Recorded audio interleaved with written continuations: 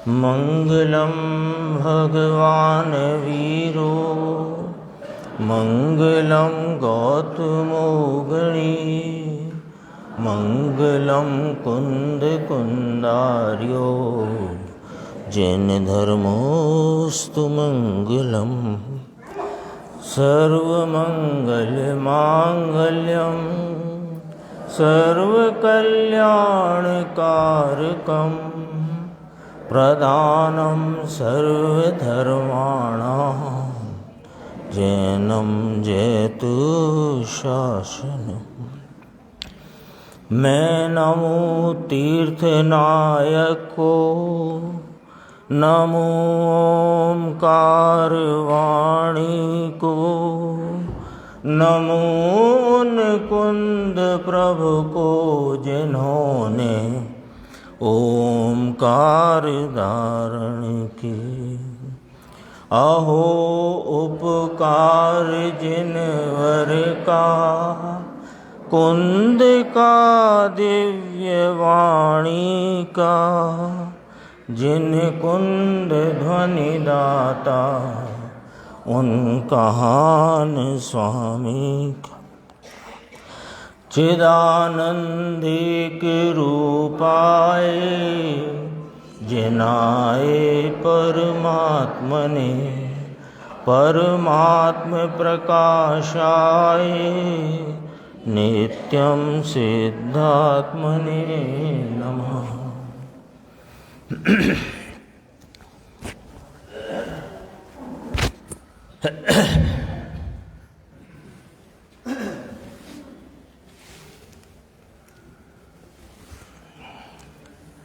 हम सभी साधर्मी लोग यहाँ पर इस सीनियर सिटीजन शिविर के माध्यम से स्वाध्याय के लिए एकत्रित हैं और इस शिविर का प्रयोजन यद्यपि स्वाध्याय है, तथापि स्वाध्याय का प्रयोजन क्या। हम सब यहाँ 4 दिन 5 दिन का जो आयोजन है, और भी निरंतर हम अपने अपने स्तर पर अपने अपने घर में स्वाध्याय करते ही हैं, तो इस स्वाध्याय का प्रयोजन क्या है। तो कहा कि स्वाध्याय का प्रयोजन तो आत्म कल्याण है, क्योंकि प्रत्येक जीव सुखी होना चाहता है। तो सुखी होना चाहता है, इस बात में यह अंतर्गर्भित बात है कि वर्तमान में दुखी है, और यदि इस दुख को मिटाना है और सुख की प्राप्ति करना है तो वो प्रयोजन है हमारा। तो सुख का प्रयोजन कहो, आत्म कल्याण का प्रयोजन कहो, या मोक्ष मार्ग में अपना प्रारंभ करने का प्रयोजन कहो, अथवा सुख के मार्ग में प्रवर्तन करने का प्रयोजन कहो, तो वह प्रयोजन है। अर्थात अभी हमने उस प्रयोजन की तरफ पग बढ़ाया नहीं है। अभी चलता था ना पूज्य गुरुदेव श्री का जो व्याख्यान समय सार परमागम की 6वीं गाथा पर, तो तब उसमें एक पंक्ति आई थी कि इस जीव ने अनादि से अब तक यह ज्ञायक कौन है ये नहीं जाना, न जानने का प्रयत्न किया। और यद्यपि अब हम यदि प्रयत्नशील हैं तो हमें वह जानना है। तो अब तक क्यों नहीं जान पाए, अब तक हम सुख के मार्ग में क्यों प्रवर्तन नहीं कर पाए। तो कहा कि यह जीव वास्तव में पर्यायों में ही मग्न रहा, या तो प्राप्त देह रूप ये जो मनुष्य आदि पर्याय है इसमें मग्न हो गया, इसके लक्ष्य में उत्पन्न होते हुए रागादि विकारी भावों में मग्न हो गया, अथवा जो राग को वेदती हुई ज्ञान की एक समय की अवस्था, उतना ही मैं हूँ इतना मानने में मग्न रहा। यानी इसने कभी अपने द्रव्य स्वभाव की दृष्टि नहीं की और पर्याय दृष्टि में पड़ा रहा। तो यदि अपन अपनी अब तक की जो भूल हुई, उस भूल को यदि बहुत संक्षेप में विचार करें तो इतनी ही बात सामने आती है कि अनादि से ये जीव पर्याय बुद्धि रहता हुआ मिथ्या दृष्टि रहा, इसलिए इसे सुख की कणिका भी नहीं मिली और सुख के मार्ग में प्रवर्तन भी नहीं हुआ। तो पर्याय दृष्टि रहा और होना चाहिए था द्रव्य दृष्टि। तो अनादि की भूल रही पर्याय दृष्टि रूप रहना, और भूल सुधार है द्रव्य दृष्टि करना। ठीक है ना, इतना ख्याल में आई बात अपने कि पर्याय दृष्टि की भूल चलती रही और द्रव्य दृष्टि इसने नहीं की।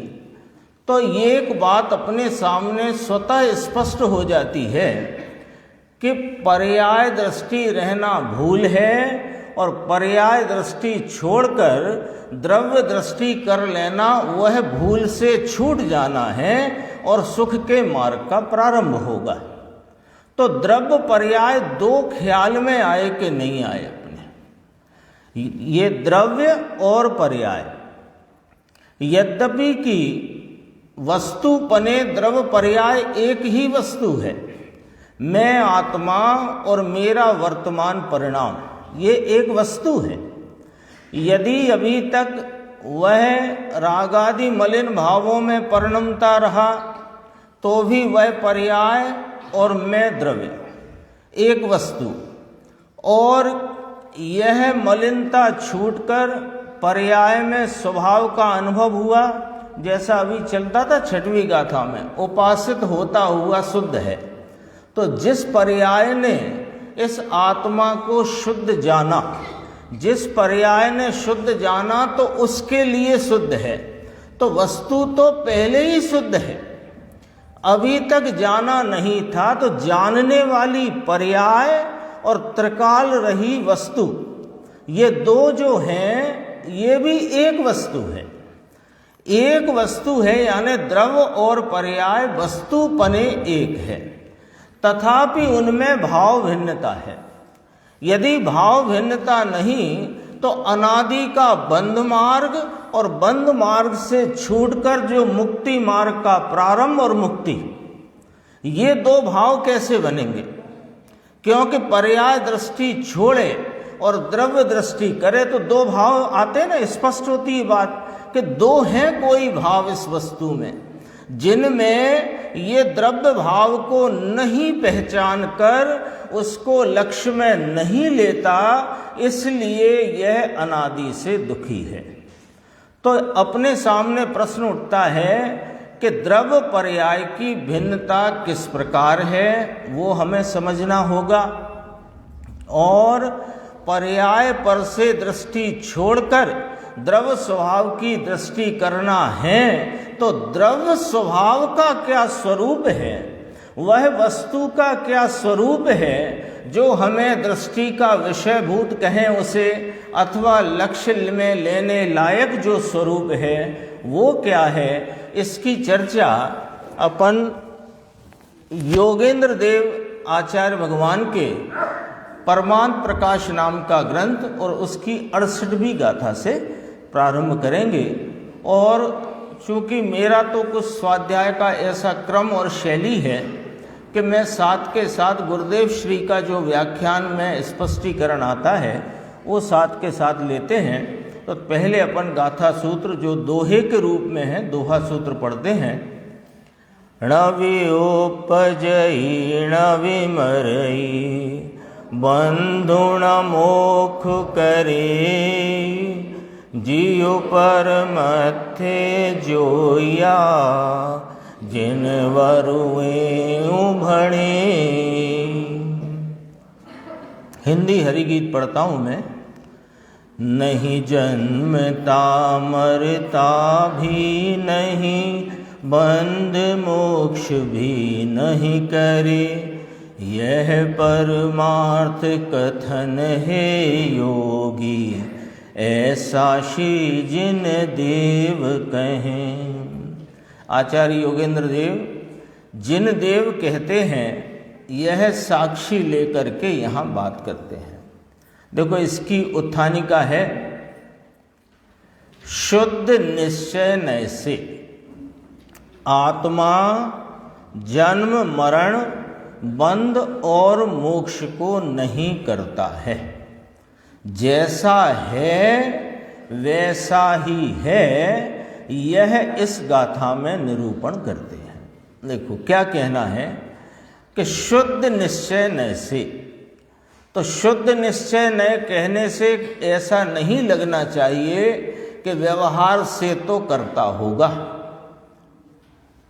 व्यवहार से तो करता होगा कि नहीं, जो कुछ इसकी पर्यायों में दिखते हुए, बदलते हुए, परिणमते हुए भाव दिखते हैं, वे व्यवहार नय से जानने के विषय हैं। वस्तु तो इन भावों के पर्यायों के परिणमने के काल में भी उन पर्यायों से भिन्न एक रूप ऐसे का ऐसा है। ख्याल में आई बात? उत्थानिका से ही अपन बात को समझने का पूरा प्रयास करते हैं, क्योंकि आचार्य देव जिस दिशा में ले जाना चाहते हैं उस दिशा में अपन आगे बढ़ें। तो उसकी उत्थानिका में कहते हैं कि शुद्ध निश्चय नय से आत्मा जन्म मरण बंध और मोक्ष को नहीं करता। ये चार शब्द आए इसमें। ये चार शब्द कार्य रूप भाव या पर्याय रूप भाव या वर्तमान में व्यक्त होने रूप भाव, इसको पर्याय भाव कहो या कार्य रूप भाव कहो, अथवा वर्तमान समय में यह जो भाव व्यक्त होते हैं वो भाव कहो। तो चार शब्द आए, जन्म मरण बंध और मोक्ष। जन्म मरण से यहाँ तात्पर्य है कि आत्मा की पर्याय का उत्पाद, और मरण से अर्थ है आत्मा की वर्तमान पर्याय का व्यय होकर नवीन पर्याय उत्पाद हो, वो जन्म। जन्म मरण दो शब्द आए ना, तो आत्मा की पर्याय में उत्पत्ति का भाव वह जन्म, और उस पर्याय का व्यय हो जाना, क्योंकि पर्याय की आयु एक समय की, अगले समय नियम से पर्याय नष्ट होती है, चाहे वह मिथ्यात्व की हो, राग द्वेष की हो, वीतराग भाव रूप हो, सम्यक्त रूप हो, मोक्ष रूप हो, केवल ज्ञान रूप हो, प्रत्येक पर्याय उत्पन्न होती है और वह अगले समय नष्ट होती है। तो जन्म मरण से पर्याय रूप उत्पाद वह लेना, आत्मा का उत्पाद वह नहीं, आत्मा की पर्याय का उत्पाद और आत्मा की उस पर्याय का व्यय, दो शब्द। और बंध और मोक्ष माने कि जो शुभ अशुभ भावों में अथवा मोह राग देश रूप भावों की वृत्ति में इसका जो पर्याय परिणमन है वो बंध में लेना, और जो इसका मुक्त अवस्था रूप यानी परिपूर्ण प्रकट लाभ रूप पर्याय में, ये भी पर्याय है। सिद्ध अवस्था क्या है? द्रव्य है कि पर्याय है? पर्याय है। तो सिद्ध अवस्था रूप, केवल ज्ञान रूप, केवल दर्शन रूप, अनंत सुख अनंत वीर रूप जो भाव है उसको आत्मा नहीं करता, ये यहाँ पर उत्थानिका में कहा। तो ये किस नय से कहा? कि शुद्ध निश्चय नय से कहा। तो ये जो परिणाम आत्मा में हो रहे हैं, अब अपन थोड़े विषय की उस तरफ, उस दिशा की ओर चलते हैं जहाँ गुरुदेव श्री ने इसका स्पष्टीकरण किया। देखो, ये चार प्रकार के परिणाम भाव आत्मा शुद्ध निश्चय नय से नहीं करता, यही लिखा ना इसमें उत्थानिका में। तो व्यवहार से करता है कि नहीं? नहीं, व्यवहार से भी नहीं करता। वास्तव में यह जो पर्याय को पर्याय उत्पन्न करती है, उस पर्याय को आत्मा परिणमा या आत्मा की पर्याय है, ऐसा कहना ये व्यवहार है। आत्मा तो सदैव एक रूप स्वरूप है, जो उत्थानिका की अगली पंक्ति में लिखा, जैसा है वैसा है। यहां से अपन को दिशा लेनी है, क्योंकि बात चलेगी वह द्रव्य कौन कि जिसको आज तक हमने दृष्टिगत नहीं किया, जिसका हमने अब तक इसको लक्ष्य में न लिया। ऐसा वह द्रव्य क्या है कि वह पर्यायों से न्यारा है। तो द्रव्य पर्याय से न्यारा है, ये बात समझने के लिए हम यहाँ पर इस गाथा के माध्यम से समझेंगे। क्योंकि ये बात तो अपन ने पहले ही ली चर्चा में कि अनादि से पर्याय दृष्टि रही, द्रव्य दृष्टि नहीं की। तो दो भाव हैं, ये बात ख्याल में आई कि नहीं आई? भाव दो है ना।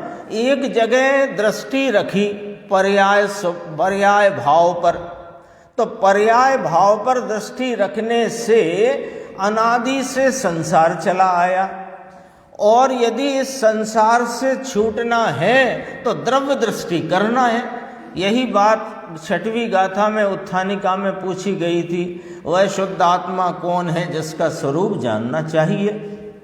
यहाँ भी वही बात है कि वह शुद्ध आत्मा कौन है जिसको दृष्टि में लेने से परिणामों में, पर्याय में, व्यक्त भाव में सुख का अनुभव और सुख का पूर्ण भाव प्रकट होता है। तो देखो, अन्वयार्थ में चलते हैं अपन। हे योगीश्वर, निश्चय नय से विचारा जाए तो यह जीव ना तो उत्पन्न होता है ना मरता है। यानी निश्चय नय से विचारा जाए माने निश्चय नय तो आत्मा को इस प्रकार देखता है, इस प्रकार जानता है कि यह जीव उत्पाद रूप पर्याय में आता ही नहीं, और जो पर्याय विलय हो रही है, व्यय हो रही है, उसमें जाता नहीं, क्योंकि आया ही नहीं था तो जाएगा क्यों? तो ये उत्पाद व रूप भावों में जीव उनसे सदैव भिन्न है, सदैव भिन्न है। ये कोई इसमें इस गाथा के माध्यम से पूज्य गुरुदेव श्री ने द्रव्य पर्याय की भिन्नता का बहुत गंभीर विवेचन इस गाथा के स्पष्टीकरण में लिया है। अभी तो अपन उसकी उस फ्रेम को तैयार कर रहे हैं, जिस फ्रेम में रहकर अपने को ये बात समझने का प्रयास करना है। देखो, यह जीव ना तो उत्पन्न होता है और ना मरता है, यानी उत्पाद व रूप भाव को आत्मा नहीं करता। आगे, और न बंध मोक्ष को करता है, अर्थात शुद्ध निश्चय से यह आत्मा बंध मोक्ष से रहित है, ऐसा जिनेन्द्र देव कहते हैं, है ना। जिनवरह भणति, ऐसा जिनेन्द्र देव कहते हैं। ये गाथा का अन्वयार्थ है। अब इसकी टीका देखते हैं। देखो, अभी अपन ने ऊपर पढ़ा ना, यह आत्मा बंध मोक्ष से रहित है। दोनों भावों की चर्चा टीका में देखेंगे। यद्यपि यह आत्मा शुद्धात्मानुभूति के अभाव के होने पर, आ गया ना, जहां अपन चर्चा करते थे प्रारंभ से कि ये आत्मा अनादि से पर्याय दृष्टि में रहा, पर्याय दृष्टि वाला रहा, यानी पर्याय पर ही इसकी दृष्टि रही, द्रव्य दृष्टि इसको उपजी ही नहीं, अर्थात कि इसने द्रव्य को दृष्टि में कभी लिया ही नहीं। तो उसका नाम है कि इसको शुद्धात्मानुभूति का अभाव चलता आया अनादि से। तो कहते हैं यद्यपि यह आत्मा आत्मानुभूति के अभाव होने पर शुभ अशुभ उपयोगों से परिणमन करके जीवन मरण शुभ अशुभ कर्म बंध को करता है। जब तक इसको शुद्धात्मानुभूति नहीं, तब तक ये किस प्रकार के भावों रूप प्रवर्तता है। देखना, अभी अपन बात कर रहे हैं द्रव्य पर्याय की भिन्नता की, फिर भाषा में आया कि ये द्रव्य उन भावों रूप प्रवर्तता है। ये दरअसल व्यवहारण्य की भाषा है, ये भाषा व्यवहारण्य की है कि ये द्रव्य तो वास्तव में यथार्थतया तो जैसा है वैसा है। पर्यायों में जो हलचल है, जो हीना दिखता है, जो अल्प दिखता और मलिनता निर्मलता आदि जो भेद पड़ते हैं, उन भेदों में तो ये कभी आता नहीं। लेकिन ये जो भेद इसको अब तक पड़े, शुद्धात्मानुभूति के अभाव के कारण ये शुभ अशुभ उपयोग रूप ही परिणमता रहा और इसने जीवन मरण शुभ अशुभ और कर्म बंध को किया। कर्म बंध को किया माने पुद्गल कर्म को नहीं, उसकी बात नहीं करते हैं। कर्म बंध को किया माने स्वयं उन राग देश रूपी भाव कर्मों में रुका रहा। क्योंकि पुद्गल कर्म को यह जीव करे ऐसा तो संभव है ही नहीं, क्योंकि ये तो अपने गुरुदेव श्री के मूलभूत सिद्धांत जो उन्होंने आचार्य भगवंतों के तत्व के रहस्य उद्घाटन में अपने सामने, समझो कि एकदम फार्मूले जैसे सिद्धांत अपने सामने हैं। एक द्रव्य दूसरे द्रव्य से अत्यंत भिन्न है और एक द्रव्य दूसरे द्रव्य का कुछ करता नहीं, नाम कर सकता ही नहीं। तो देखो, ये तो स्थिति हुई इसकी मलिनता वाले भावों की। और जब शुद्धात्मानुभूति प्रकट हुई, लिखा ना, शुद्धात्मानुभूति के प्रकट होने पर शुद्ध उपयोग से परिणित होकर मोक्ष को करता है। यद्यपि है ना आगे, यद्यपि है तो आगे तो भी आएगा। यद्यपि, तो ये यद्यपि क्या है? यद्यपि पर्याय आर्थिक नय से अथवा व्यवहार नय से देखा जाए तो यह जीव जो स्वयं अनादि अनंत वस्तु तत्व है, कभी उत्पन्न विनष्ट होता ही नहीं, ऐसा यह आत्मा अनादि से शुद्धात्मानुभूति के अभाव में शुभ अशुभ उपयोग रूप परिणमता हुआ, जीवन मरण शुभ अशुभ और कर्म भाव में रुकता रहा, भाव कर्म में रुकता रहा। और शुद्धात्मानुभूति प्रकट हुई तो मोक्ष मार्ग में चल पड़ा, और मोक्ष मार्ग में चलेगा तो मोक्ष को प्राप्त करेगा, तो इसने मोक्ष को प्राप्त करता है, इतना कहा। ये पर्याय आर्थिक नय से बात को बताया। तो भी अब आ गया ना यद्यपि के बाद का तो भी। यद्यपि शब्द से जब कोई बात आचार्य भगवान कहें तो वहाँ तथापि शब्द अपेक्षित है उस, क्योंकि यद्यपि कहा है तो भी क्या है वो भी तो बताना है ना। तो वो देखो क्या कहते हैं, तो भी शुद्ध पारिणामिक परम भाव ग्राहक शुद्ध द्रव्यार्थिक नय से यह मैं जीव वस्तु न बंध का करता है न मोक्ष का करता है। कौन से नय से? वास्तव में ये नय को तो इतना लंबा लिखना पड़ा है ना, लंबा इतना लिखना पड़ा। क्यों लिखना पड़ा? कि जिनवाणी में जितने कथन हैं उसमें बहुतायत से कथन पर्यायों की तरफ से हैं, निमित्त की तरफ से हैं। यद्यपि यहाँ निमित्त वाली बात को लिया ही नहीं गया, तथापि पर्यायों की तरफ से जो कथन है वो भी वास्तव में वह वास्तविक जीव के स्वरूप को नहीं दिखाता, वह जीव के वास्तविक स्वरूप को नहीं दिखाता। कौन? कि जो पर्याय की तरफ से किए जाने वाला कथन।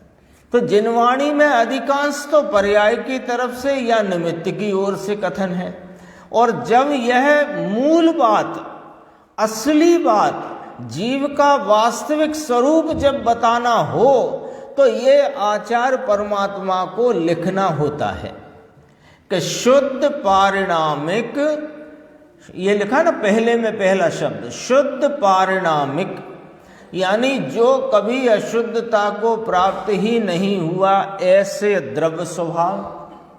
पारिणामिक माने चार पर्याय भावों से रहित, अनादि अनंत परम निरपेक्ष तत्व, वो पारिणामिक का अर्थ। पारिणामिक के संदर्भ से क्या बात लेना कि अनादि अनंत परम निरपेक्ष भाव जो है वो उसको पारिणामिक कहा।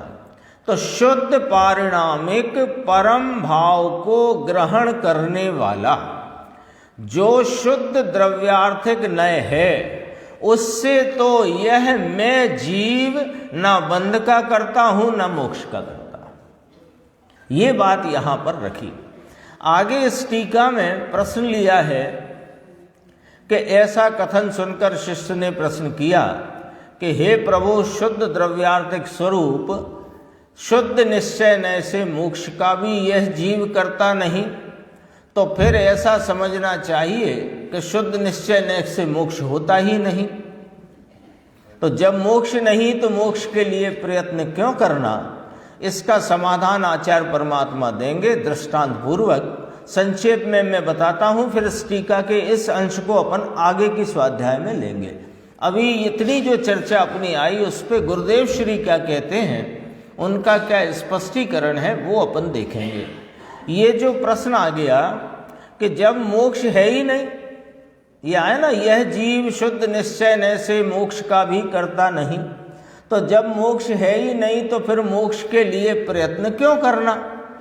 ये प्रश्न रखा वहाँ पर टीकाकार ब्रह्मदेव सूरी ने। तो उसमें कहते हैं, इसका उत्तर मैं संक्षेप में बोलता हूँ आपको, कि कोई पुरुष सांकल से बंध रहा है और कोई पुरुष बंधा नहीं है। अब जो बंधा नहीं है उसे छूट गया कहना कोई उपयुक्त बात नहीं है। जो बंधा था उसे छूट जाना ऐसा कहा जाता है। तो नीचे लिया कि बंधना भी व्यवहारने का विषय है और छूटना भी व्यवहारने का विषय है।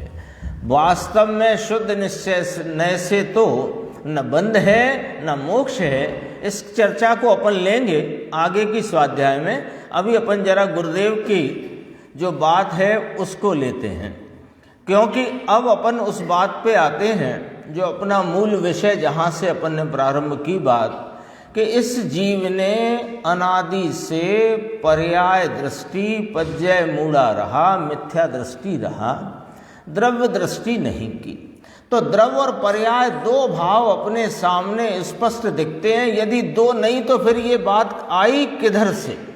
ये बात उठी क्यों कि इसने पर्याय दृष्टि करी, इसलिए अब तक ये दुख और संसार में परिभ्रमण करता रहा, द्रव्य दृष्टि न की। तो क्या कहते हैं, तो फिर वह जीव कौन है जिसकी दृष्टि करना है? अथवा दूसरे शब्दों में कहें कि दृष्टि का विषय भूत जीव अथवा आत्मा कौन है? वह आत्मा कौन है जिसको दृष्टि में लक्ष्यगत करना चाहिए? उसकी बात यहाँ दिख रहा है कि ये गुरुदेव का व्याख्यान नहीं होगा। चलो मैं बोलता हूँ, आप लोग थोड़ा ध्यान से सुनेंगे तो गुरुदेव की बात तो वैसे ही बहुत सरल शब्दों में होती है। इस गाथा की स्पष्टीकरण के प्रारंभ से ही गुरुदेव ने ये बात ली कि तीन लोक के नाथ जिनवर ऐसा कहते हैं।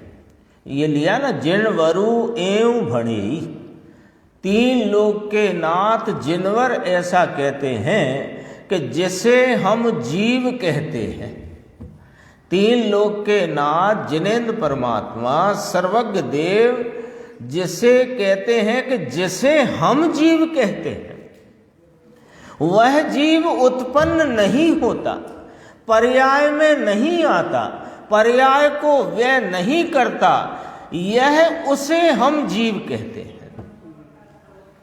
हम जीव किसे कहते हैं? मनुष्य जीव, देव जीव, नरक जीव, त्रियंच जीव, मिथ्या दृष्टि जीव, सम्यक दृष्टि जीव, संसारी जीव, सिद्ध जीव, संयत जीव, असंयत जीव। ये हम जीव को इस प्रकार देखते हैं।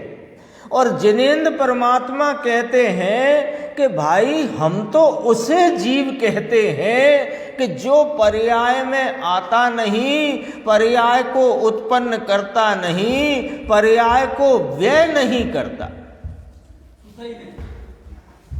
छूता ही नहीं। पर्याय स्वतः ही पर्याय रूपता से प्रति समय परिणमती रहती है और द्रव्य ऐसे का ऐसा सदा काल रहने वाला तत्व है। ये बात यहाँ गुरुदेव श्री बहुत गहराई से कहने वाले हैं। देखो, तीन लोक के नाथ जिनवर ऐसा कहते हैं कि हम जिसे जीव कहते हैं, ये जो शब्द लिया ना गुरुदेव ने, हम जैसे, कौन कह रहा है? सर्वज्ञ देव बोलते हैं हम जैसे जीव कहते हैं और तुम जैसे जीव समझते आए हो अनादि से, वो जीव जीव ही नहीं है। वो तो जीव की एक समय की बदलती हुई दशा है। अरे ये जीव तो त्रिकाल एक रूप रहने वाला ज्ञायक परमात्म तत्व है।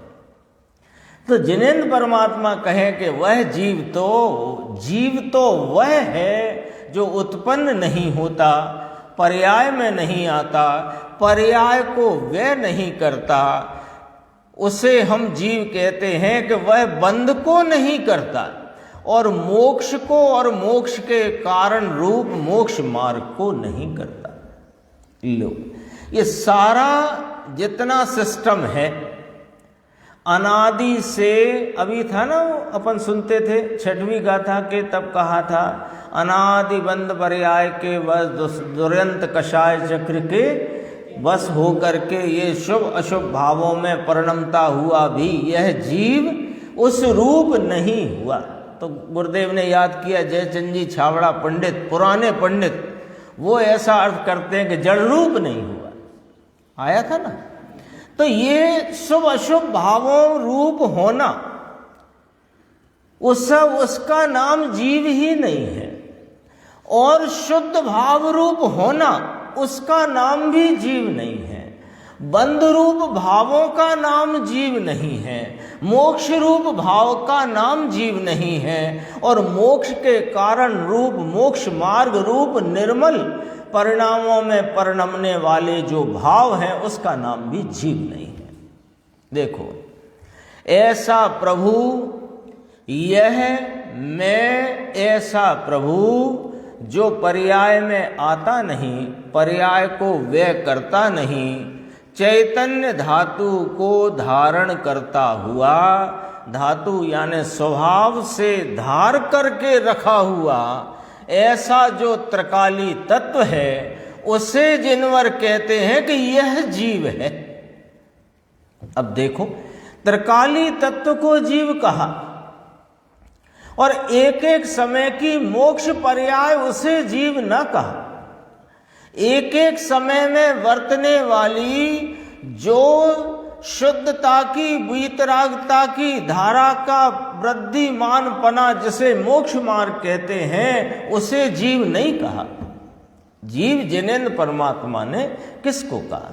क्योंकि अपन अब उस जीव की बात कर रहे हैं जिसको दृष्टि में लेने से हमारा कल्याण होता है, आत्मा का परिपूर्ण लाभ हमें व्यक्त भाव में प्राप्त होता है, मोक्ष होता है। जो का मोक्ष तो होता ही नहीं जीव को, कि मोक्ष होता है पर जीव जो है वो मोक्ष को करता नहीं, यानी उस पर्याय में वो आता नहीं। यही बात यहाँ सिद्ध करना है। नीचे दो पंक्ति पढ़ेंगे, आपको बहुत अच्छा विषय मिलेगा, जिसको आप आराम से दिन में जब भी समय मिले विचार कर सकते हैं। देखो,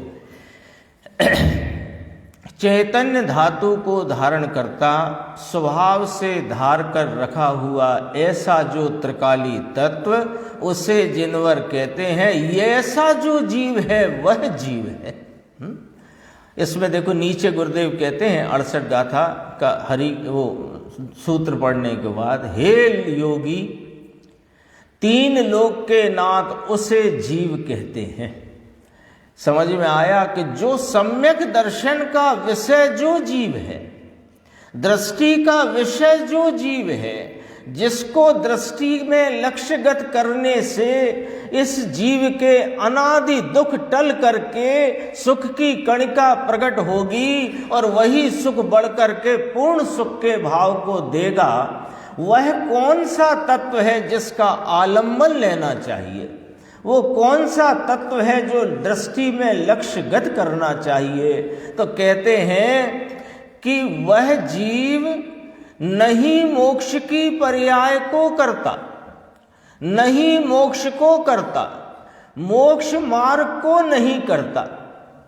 अब यहां पर एक प्रश्न उपस्थित करते हैं अपन, और फिर गुरुदेव की बात को कहकर विषय अपना पूरा करेंगे। देखो, अब अपने सामने ये बात है कि अनादि से ये जीव बंध भाव में अथवा जीव की परिणति रूप भावों में अनादि से बंध भाव चल रहे हैं कि नहीं, चल रहे हैं कि नहीं, है ना? आप लोग से पूछते हैं, चल रहे हैं ना? अच्छा। और जब यह जीव जो शुद्ध पारिणामिक परम भाव ग्राहक शुद्ध द्रव्यार्थिक नय का विषय भूत यह चैतन्य धातु स्वरूप यह त्रिकाली तत्व, इसको लक्ष्य में लेने से कुछ परिणाम होगा कि नहीं होगा? कि हाँ होगा। क्या? कि सम्यक दर्शन ज्ञान चारित्र का परिणमन होगा, मोक्ष मार्ग का उद्घाटन होगा और मोक्ष मार्ग में प्रवर्तन होगा। और फिर इस मोक्ष मार्ग के प्रवर्तन में प्रवर्तित होते हुए कुछ होगा कि नहीं होगा, कुछ फल रूप आएगा कि नहीं आएगा, कि मोक्ष आएगा उसके फल रूप। तो ये बंध रूप भाव हैं, ये हो तो रहे हैं, और बंध के मेटने रूप मोक्ष मार्ग के भाव हो तो रहे हैं, और मोक्ष मार्ग के फल रूप मोक्ष का भाव होगा ही, और वह सादी अनंत काल तक चलेगा ही। तो अब हम पूछते हैं कि जब इन भावों को जीव नहीं करता तो इन भावों को कौन करता है? ये प्रश्न अपने सामने आ गया, क्योंकि आचार्य परमात्मा योगेंद्र देव कहते हैं कि यह जीव तो न उपजता है, न मरता है, न बंध को करता है, न मोक्ष को करता है, न मोक्ष के मार्ग को करता है। ऐसा जिनेंद्र देव सर्वज्ञ देव ने जीव कहा है। जिनेंद्र परमात्मा सर्वज्ञ देव उसे जीव कहते हैं जो इन भावों को नहीं करता। तो हम पूछते हैं कि अपने चित्त में यह बात सुनकर के ये प्रश्न यहाँ उपस्थित हुआ कि नहीं हुआ कि यदि इन भावों को जीव नहीं करता तो फिर कौन करता है? ये प्रश्न आएगा कि नहीं आएगा? ये प्रश्न उपस्थित होना ही चाहिए।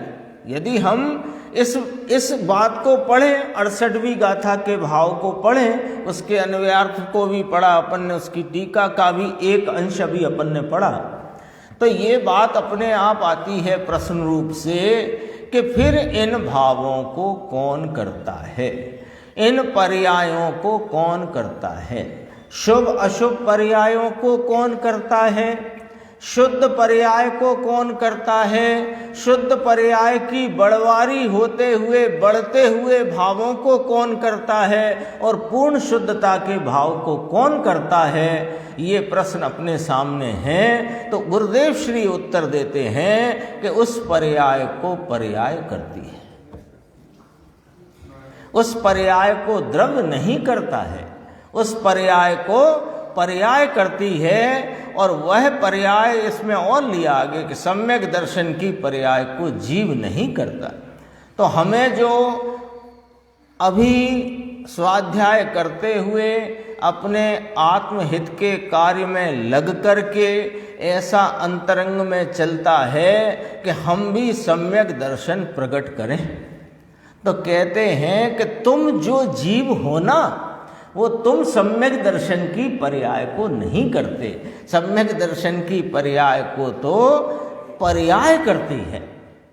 ये यहाँ तक अपनी बात आई, फिर इसका विस्तार अपन आगे की स्वाध्याय में लेंगे।